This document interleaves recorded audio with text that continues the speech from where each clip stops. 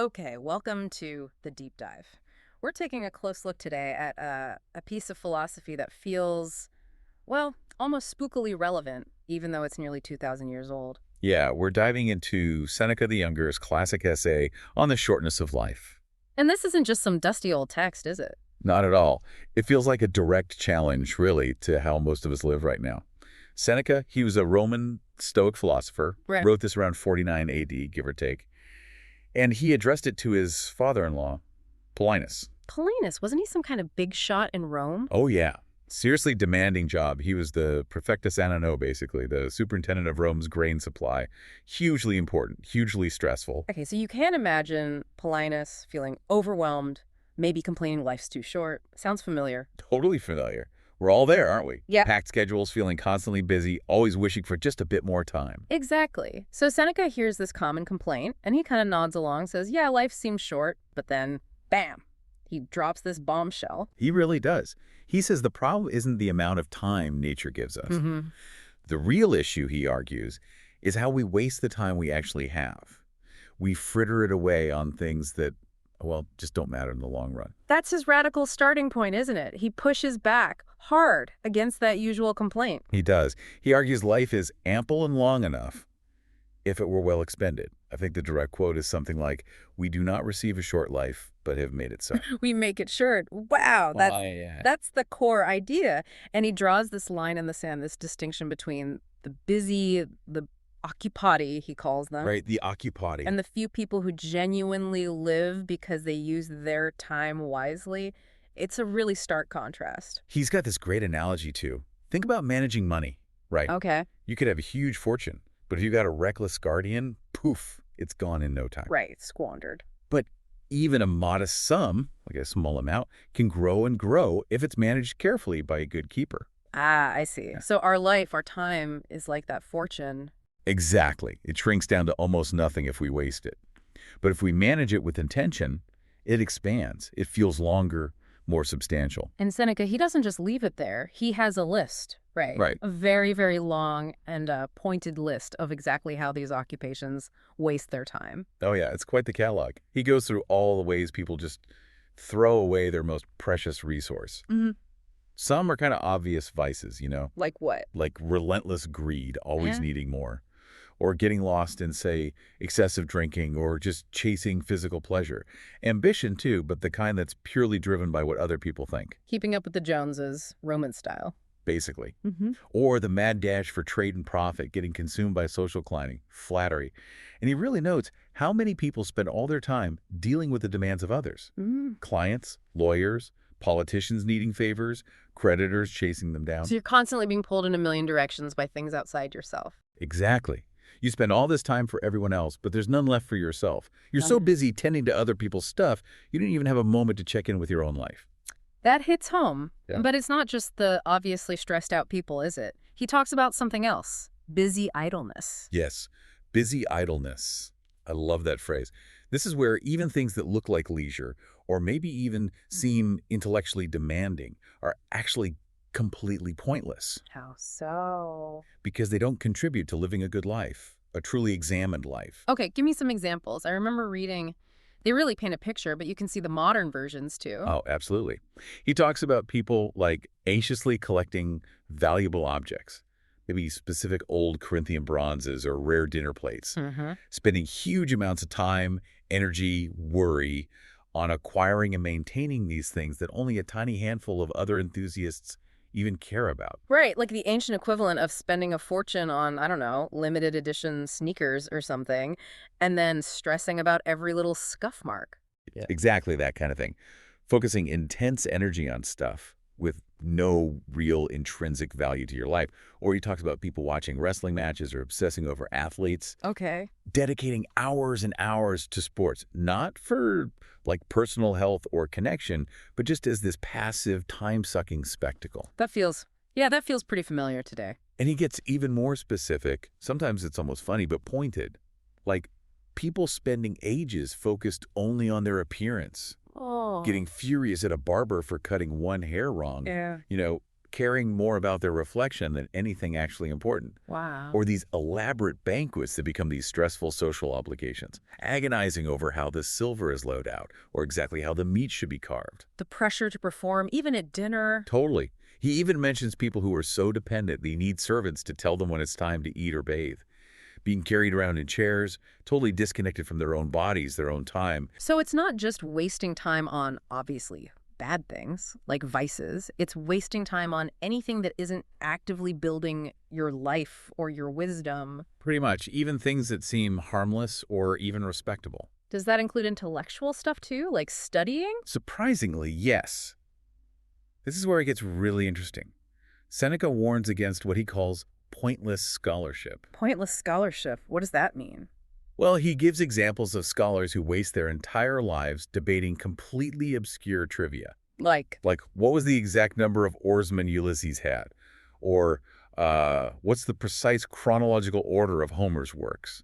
Or who was the very first Roman general to win a naval battle or use elephants in a parade? wait, hang on. So even knowing historical facts, that can be a waste of time, according to Seneca. If that knowledge doesn't actually help you understand how to live a good life, Seneca seems to say, yeah, it can be. Hmm. It's not about the facts themselves, but the purpose behind seeking them. Ah, He lists debates about, like, weird historical details, gladiatorial games with exotic animals, things like that. He disapproves, seeing it as curiosity wasted on cruelty or just novelty. He mentions discussions about minor historical figures or why certain city boundaries were drawn just so. so the point isn't that history or knowledge is bad. Not at all. It's about why you're pursuing it. If it's just collecting trivia, disconnected facts. Then it's just busy idleness wearing an academic gown. That's how he sees it. Okay. So whether it's chasing money, status, quick pleasures, or even just pointless facts, the common thread is these things make you feel frantic, they take up all your time, but they give you nothing really lasting back. Exactly. They leave absolutely no room for truly living. And this constant wasting of time, it shapes how the busy person actually experiences their own life, doesn't it? Fundamentally, yeah. The present moment. It's just fleeting. It's just a way to get to the next thing, the next obligation. So it feels unsatisfying because you're never really in it. Never fully present. Always rushing. And the past, Seneca puts it really powerfully. He says the busy cars excluded from this zone of the past. Excluded. Why? Because looking back is just too painful. All those past actions, maybe things you regret, vices you've ignored because you were too busy, they become clear when you actually stop and reflect. So memory becomes something to avoid, something to fear. Precisely. There's no comfort, no wisdom you can draw from your past. Because it wasn't built intentionally. It's just a blur of activity. That future, then. Uncertain. Often feared. They're constantly postponing living, always saying, oh, I'll travel when, or I'll finally relax when I retired 50 or 60. Right. Seneca puts it brilliantly. Waiting for the morrow loses today. Dum differiter, vita transcurrit, while it is postponed, life speeds by. They live as if they're immortal, right? Always putting off the important stuff, the inner work, the meaningful actions until some vague later that might never come. And the real tragedy, the irony, is when sickness or old age finally hits and death suddenly feels real. Then they panic. They panic.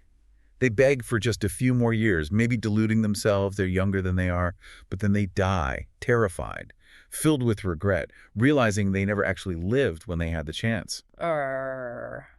That's bleak, but it leads straight into Seneca's alternative, doesn't it? The wise life. Exactly. The counterproposal. This is often linked to philosophy or what he calls otium. Otium. That's not just kicking back and doing nothing, is it? No. It's often translated as leisure, but it's more like virtuous repose or meaningful contemplation. Time dedicated to higher pursuits, to self-cultivation. Okay. And Seneca argues that the people who pursue this, they are the only ones who truly live. Why? Because they dedicate their time properly. And the key difference is how they relate to time itself. The wise person, they own their time. Yes, they control it. They see time for what it is, the single most valuable, non-renewable resource they possess. And because they live intentionally, with purpose, their present moments are fully inhabited. They're actually there. And the past isn't something to fear for them. Not at all. Because their actions generally align with wisdom and virtue, they can look back without crippling regret or fear. Seneca says their past is sacred and dedicated, something solid that's beyond the reach of bad luck or future judgment. Like a foundation they've built. A solid foundation. And because they've lived fully in the present, and their past holds up to scrutiny, they can anticipate the future without fear. There aren't huge, gaping regrets looming over them. They've done the work. So, a big part of this wise life for Seneca involves philosophical study. Absolutely. He argues that by reading, by contemplating the works of the great thinkers, he mentioned Socrates, Epicurus, his fellow Stoics, you essentially get to associate with them Glorious time. across time.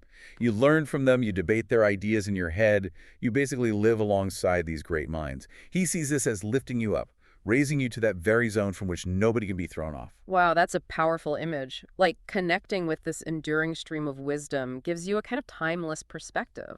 Exactly. And Seneca suggests this is the only real way a mortal can achieve a kind of immortality. Not through fame or statues or monuments that crumble, Right. but by tapping into and maybe even contributing to that timeless realm of wisdom. And Seneca doesn't just aim this advice at, ordinary folks struggling with busy lives. He uses examples of the most powerful Romans, right, to show this trap affects everyone. He absolutely does. It's not just about the average Joe. He talks about Emperor Augustus. The first Roman emperor, the guy who supposedly found Rome brick and left it marble. That's the one. Even the divine Augustus, the source says, was constantly praying for rest, longing for a vacation from the state. Really? Yeah, wishing he could finally step back and just live for himself. Seneca points out that Augustus knew firsthand the intense sweat and the hidden secrets and hardships that came with that immense power. He'd lived through civil wars, conspiracies. So even the guy at the absolute pinnacle of power felt like his life wasn't really his own. That's the point Seneca's making. And then there's Cicero. And famous orator, yeah. His life was just constant political turmoil, right? Tossed between Catiline, Clodius, Pompey, Crassus, these huge, dangerous conflicts. Trying to save the Republic. Exactly. But even Cicero, in the midst of all that, apparently sometimes despised his own famous consulship. And in a letter Seneca quotes, written when Cicero was trying to get away to his farm, he calls himself half-free. How free. That's striking. It really is. And Seneca contrasts that immediately with the truly wise person. The wise man, he says, is never half-free. Why not? Because true freedom isn't just about external circumstances, it's internal. The wise person is always free from fetters, and of himself more master than the others. They have inner freedom, self-mastery. Regardless of their job or situation. Right. The source also mentions another figure, Livius Drusus, Who was he? a politician, described as hot, vehement, very ambitious. His laws caused a lot of trouble, apparently. And he reportedly cursed his own restless life.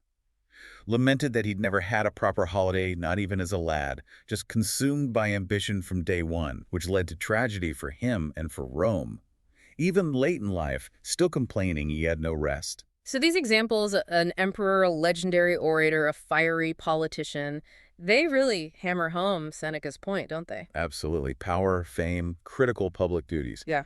If they consume you entirely, if you let them define you. They can feel like a prison. Yeah, leaving you with this profound lack of inner freedom, no real ownership of your own time, your own life. Which brings Seneca right back to Paulinus, his father-in-law. Exactly. This isn't just abstract philosophy. He's looking Paulinus right in the eye, metaphorically speaking, and saying, look, you need to change your life. He tells him to get away from it all. Pretty much. Get away from the crowd, he urges, and retire at last to a more tranquil harbor. But it's not just about quitting his job and lounging around, is it? No, definitely not. Seneca clarifies this isn't a call for, like, dull, helpless rest or just chasing sensory pleasures. It's a call to find new occupations that are nobler. Nobler pursuits, done in quiet, dedicated time. Right. And he acknowledges Paulinus' job is important. Managing the grain supply. Crucial, vital work for Rome. And he praises Paulinus' diligence and honesty. But then comes that killer line. It's better to begin to draw up the balance of one's life than the appraisal of the public wheat. ooh, powerful comparison. Your life's ledger versus the public green stores. Isn't it?